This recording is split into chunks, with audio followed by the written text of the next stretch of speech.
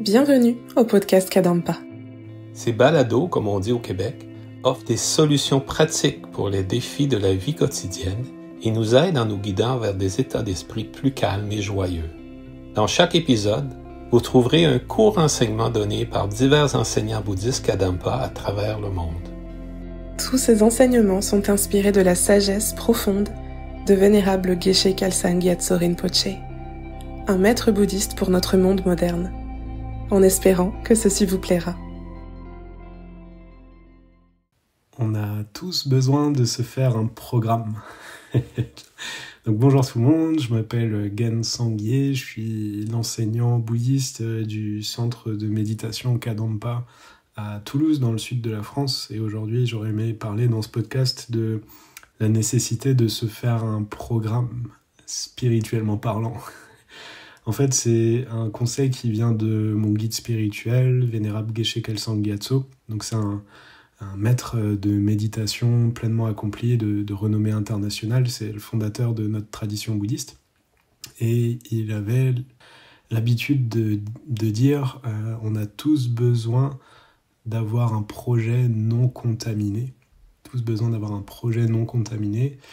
Et aussi, quand des personnes allaient le voir pour lui demander finalement c'est quoi le secret, comment on fait pour vraiment obtenir toutes les expériences incroyables de bonheur et de qualité intérieure qui sont développées dans les textes bouddhistes. On peut lire des choses incroyables d'acceptation, un bonheur continuel, jour et nuit. On peut trouver tous les enseignements qui révèlent qu'on peut transformer notre amour quotidien en un amour universel, non conditionnel. Tous les enseignements sur la profonde compassion, la compassion universelle, sur la sagesse qui réalise la véritable nature des choses, la réalité, la vacuité. Donc il y a des choses assez incroyables dans ces enseignements bouddhistes. Et comment on y arrive? Et Vénérable Geshe-la avait l'habitude de répondre « mais fais-toi un programme, fais-toi un programme ». Donc c'est pour ça que je voulais en parler aujourd'hui. Un des points essentiels, je crois, c'est de comprendre que notre esprit, c'est une machine à habitudes. Des habitudes qu'on crée et qui se répètent consciemment ou inconsciemment. Dans le bouddhisme, on utilise l'analogie de l'écriture dans l'eau, l'écriture dans le sable et l'écriture dans la pierre. Donc vous voyez, genre si on écrit avec notre doigt sur la surface de l'eau, il n'y a pas beaucoup de temps pour lire, parce que aussitôt qu'on a écrit, ça s'efface. Si on écrit de la même manière dans du sable, là ça reste un petit peu, bon finalement le vent ou les éléments dispersent l'écriture, mais ok, dans le sable, ça reste un petit peu. Et puis le plus puissant qui peut rester très longtemps, peut-être pour toujours, c'est l'écriture dans la pierre. Donc là, c'est plus qu'avec le doigt, j'imagine qu'il faut graver dans la pierre, mais c'est une analogie, il ne faut pas aller trop loin dans l'histoire. L'idée, là, c'est de comprendre qu'il y a différents niveaux de profondeur, à quel point on peut, entre guillemets, marquer notre esprit avec les choses. Donc, par exemple, si je parle de moi, par exemple, mes mauvaises habitudes mentales au début de ma pratique, elles étaient marquées dans la pierre, par exemple. L'habitude de se mettre en colère quand ça va pas, l'habitude de se faire du souci pour le lendemain, tout ce genre de choses, voilà, les habitudes d'être attaché très fortement à chaque fois que j'ai des expériences agréables. Tout ça, c'est semblable à l'écriture dans la pierre, je crois, en tout cas au début de ma pratique, c'est comme ça. Et puis les états d'esprit plus positifs, comme par exemple accepter joyeusement la difficulté, ça c'est plutôt inexistant, ou quand je commence à m'entraîner, écriture comme dans de l'eau. Et en fait c'est ça la pratique spirituelle de manière simple. On peut dire le but de la pratique bouddhiste, c'est d'être heureux tout le temps et finalement d'aider les autres à faire la même chose. Et de manière simple, la pratique, ça va être de réduire les habitudes de l'esprit qui sont néfastes et d'augmenter les habitudes de l'esprit qui conduisent justement à ce bonheur. Donc en gros, faire passer les mauvaises habitudes d'écriture dans la pierre à écriture dans le sable, finalement semblable à une écriture dans l'eau, prêt à s'effacer jusqu'à complètement abandonner les habitudes de pensée néfastes, et au contraire, tout ce qui fait du bien, tout ce qu'on a réussi à comprendre qui était bénéfique pour nous ou les autres, et ben ça on le multiplie. On fait passer toutes ces habitudes. Alors peut-être, voilà, on est tous différents sur certaines thématiques. Peut-être on commence avec écriture dans l'eau, d'autres on commence écriture dans le sable parce qu'on a déjà une certaine expérience personnelle. Peut-être, voilà, on est tous différents. En tout cas, l'idée c'est de les multiplier. Donc ça, juste ça, c'est très intéressant à contempler, je pense, cette histoire d'habitude mentale. C'est là où c'est le cœur de la méditation, en fait. Nous, on dit méditation en Occident. Au Tibet, ils n'utilisaient pas ce mot. Ils n'utilisent toujours pas ce mot. Ils utilisent familiarisation. En gros, faire emprunter son esprit, le familiariser avec les chemins de pensée positive. C'est ça la méditation. Et se refuser de se laisser aller aux pensées négatives. Parce qu'à chaque fois qu'on reparcourt tout ce cheminement de pensée, eh ben on renforce la capacité à notre esprit d'emprunter à nouveau ce chemin. C'est comme si au début c'est un petit sentier qu'on élargit en route et finalement en autoroute. Donc il faut faire attention. Un peu, on pourrait dire, tout est enregistré dans l'esprit. Parce que voilà, ça crée ces tendances, ces habitudes, ça les approfondit. Donc c'est par exemple pour ça que... je sais, en Occident, on n'a pas du tout cette idée-là, mais par exemple, on croit que en expulsant, en exprimant notre colère une bonne fois pour toutes, on va en être libéré. Du genre, même j'ai entendu qu'il existait des endroits où on pouvait se défouler, ils sont prévus pour ça. On pouvait rentrer avec, je sais pas, une batte de baseball ou un truc et tout casser pour faire sortir sa colère. Et du coup, à la fin du truc... Normalement, c'est bon. Et puis ça peut être notre expérience, on a l'impression que ça y est, bah oui, je suis plus en colère, je suis rentré là-dedans, j'étais super en colère, j'ai exprimé ma rage, et maintenant c'est bon, je suis vidé, il n'y a plus rien. Et ben en fait, d'un point de vue bouddhiste, c'est une compréhension très superficielle, cette vision des choses, parce qu'en réalité, ok, il semble que là, on vient temporairement de se libérer de la colère, mais en réalité, ce qui s'est passé à l'intérieur de notre esprit, c'est qu'on a encore, une fois de plus, réemprunté toutes les étapes du cheminement intérieur de la colère. On n'a fait en fait que renforcer cette mauvaise habitude. Et ça a ressemé des graines pour qu'à l'avenir... ça repart pour un tour. Donc d'un point de vue bouddhiste, ce genre de choses, c'est pas du tout la solution.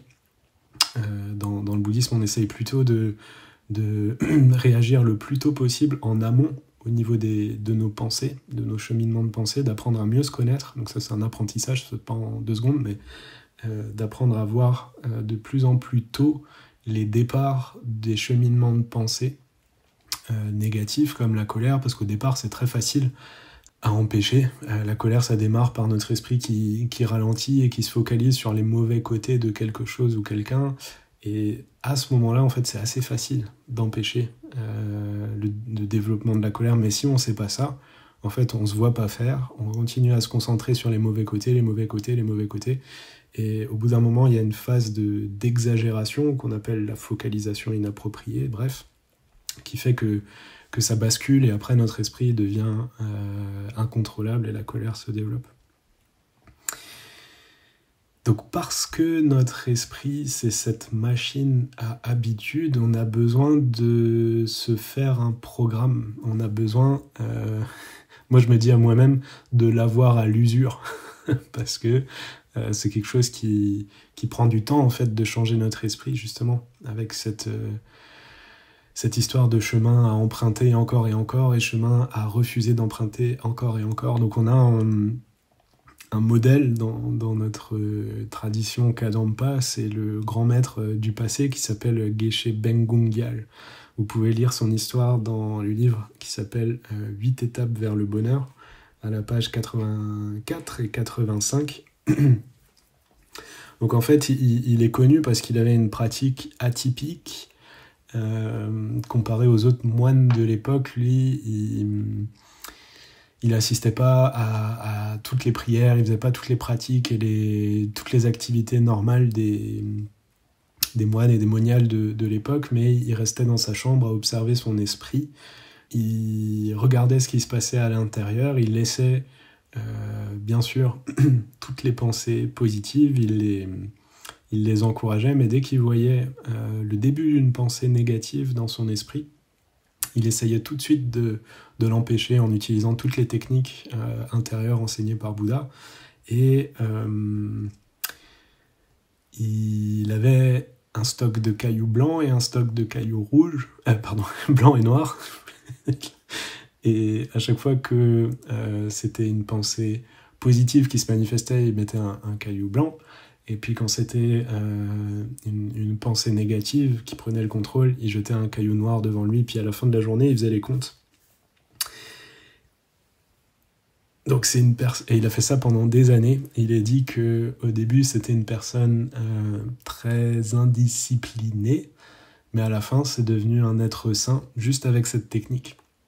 Donc bien sûr, il avait étudié tout le bouddhisme, il connaissait tous les outils, c'était déjà un geshe, ça veut dire qu'il avait terminé son entraînement, sa formation spirituelle. Il lui restait plus qu'à obtenir l'expérience intérieure de toutes les compréhensions intellectuelles qu'il avait obtenues. Et donc, il a été très strict, et c'est un peu un modèle. Donc, très peu de personnes, je pense, peuvent avoir une telle approche, là, surtout. Bon, là, c'était un moine, à une certaine époque. Là, dans notre monde moderne, c'est très difficile d'avoir ce mode de vie et d'avoir la force intérieure pour faire quelque chose comme ça. Mais quand même, ça nous enseigne que fondamentalement, il n'y a pas plus que ça. Dans la pratique spirituelle, c'est pas plus que le contrôle de l'esprit. Si on arrive à empêcher toutes les pensées négatives qui font souffrir et qu'on arrive à cultiver toutes les habitudes mentales, à la fin, on devient un être saint, ça veut dire une personne qui est toujours heureuse et qui a la possibilité de rendre les autres heureux. Et donc lui, il s'est fait un programme, on peut dire, c'est un peu la référence de la personne qui s'est fait un programme intérieur.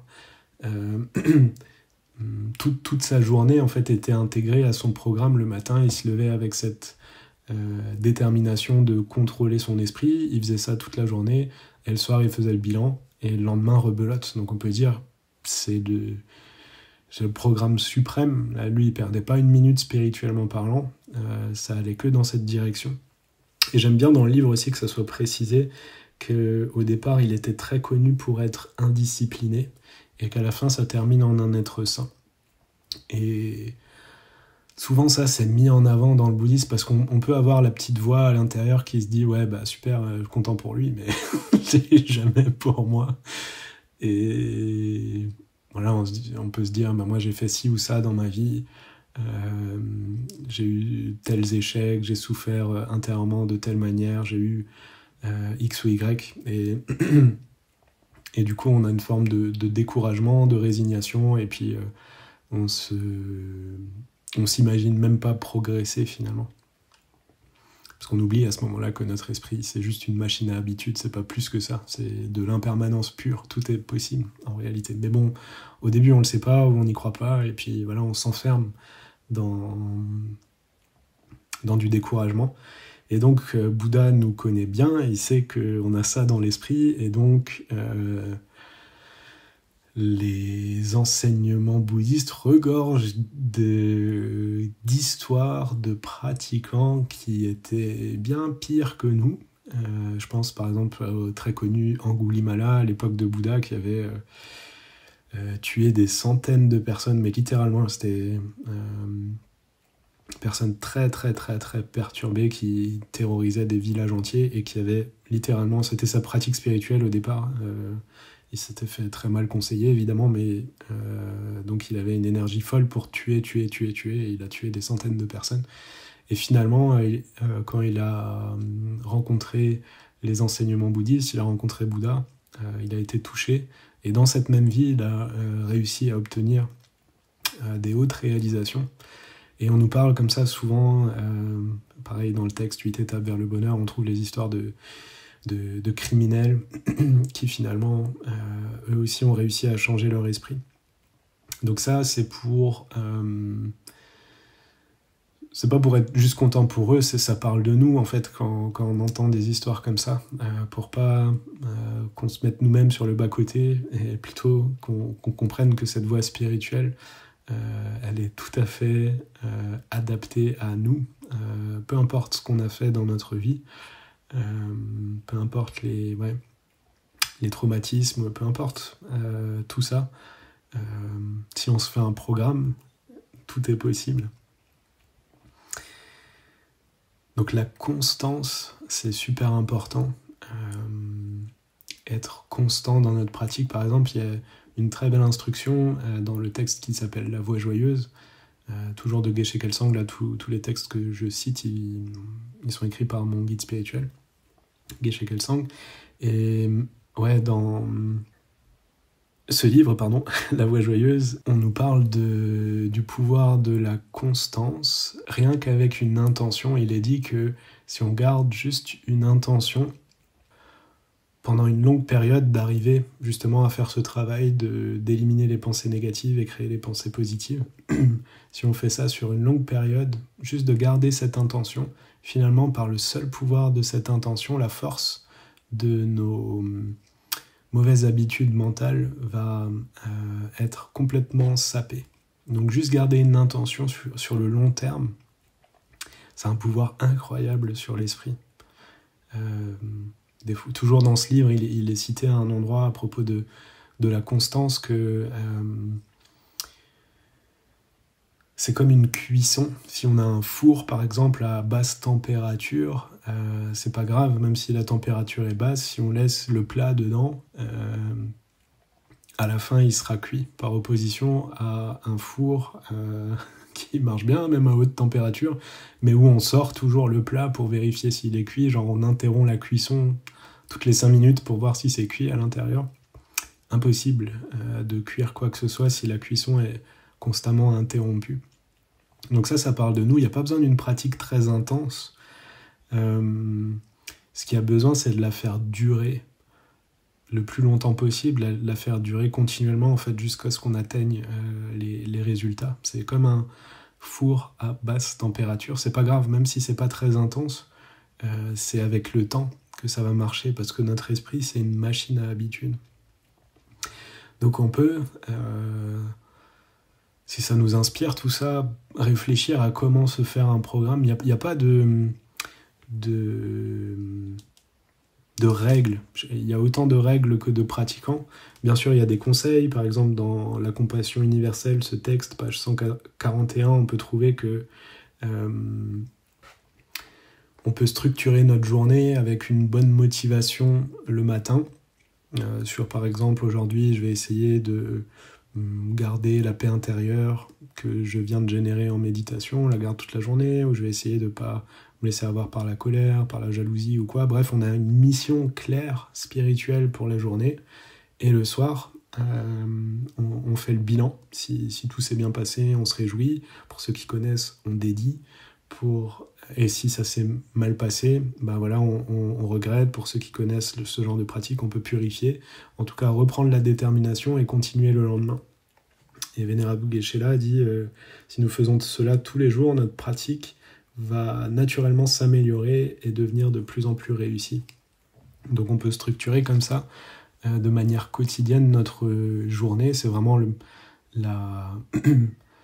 mode de vie Kadampa, c'est de faire ça, de vraiment transformer notre vie quotidienne en une pratique spirituelle. Si on fait ça, peu importe, même travailler, faire des études, peu importe ce qu'on va faire pendant la journée, même si c'est une journée en vacances, si on est à la retraite, ou peu importe, cette journée elle va être spirituelle si on fait ça, si on s'entraîne à transformer notre esprit de cette manière. On peut aussi, donc ça c'est pas directement dit dans les textes, mais pour l'avoir testé et connaître d'autres personnes qui le font et qui trouvent ça bénéfique, on peut mettre les choses par écrit, se faire un programme écrit où on écrirait par exemple la thématique sur laquelle on travaille, comment est-ce qu'on a réussi à progresser, quels sont nos échecs, qu'est-ce qu'on peut améliorer, c'est quoi la prochaine étape, et vraiment tenir un journal qui nous donne une structure. Ça peut nous aider à nous motiver, à voir les progrès qu'on a fait, parce que des fois on oublie comment c'était notre vie intérieure avant. On se repose un peu sur nos lauriers, on oublie, et finalement on perd notre enthousiasme et les mauvaises habitudes, quelques temps plus tard, reprennent le dessus. Donc c'est vraiment la clé, le programme. Et si on regarde dans les monastères bouddhistes, c'est vraiment ça, c'est un cursus universitaire assez intense, assez strict. En tout cas, il y a un programme clair.